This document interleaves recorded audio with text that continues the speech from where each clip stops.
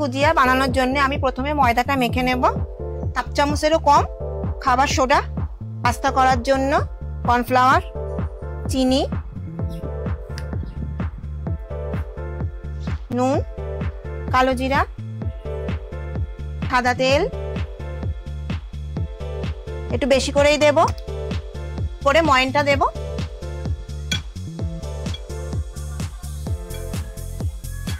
ভালো করে ময়ন দিয়ে নিয়েছি, এরকম দলা পাকিয়ে যাচ্ছে মুঠো করলে। এবার জল দিয়ে ভালো করে মাখিয়ে নেব। যত ময়ন হবে তত খাস্তা হবে।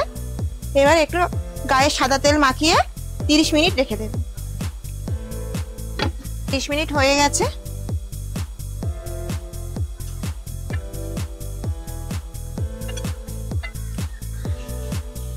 এর ভিতরে একটু সুজি দিয়ে দিলাম, খানিকক্ষণ ভাজবো।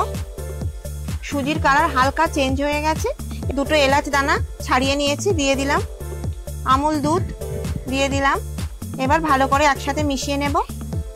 জাল দেয়া হাফ কাপ দুধ দিয়ে দিলাম।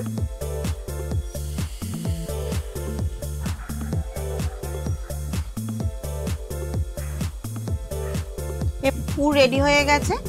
নামাবার আগে 1 চামচ ঘি দিয়ে দিলাম। এবার এই লেচিগুলো আমি লুচির মতো করে বেলে নেব, তবে গোল না, লম্বা। এরকম লম্বা করে দিয়ে দেব। তারপর ঠিক এইভাবে টেনে মুড়িয়ে দেব। এখানটায় একটু একটু জল লাগিয়ে দেব যাতে ভালো করে চেপে যায়, নাহলে মুখটা খুলে যাবে। এবার এটা টেনে আবার গায়ে লাগিয়ে দেব,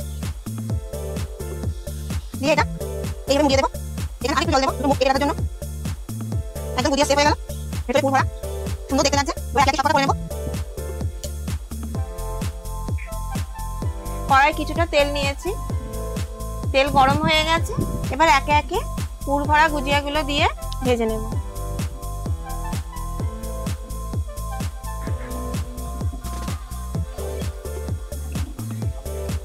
পুর ভরা খাস্তা গুজিয়া একদম রেডি। এই দেখো কেমন আওয়াজ হচ্ছে, কেমন একদম খাস্তা। নামিয়ে নিচ্ছি।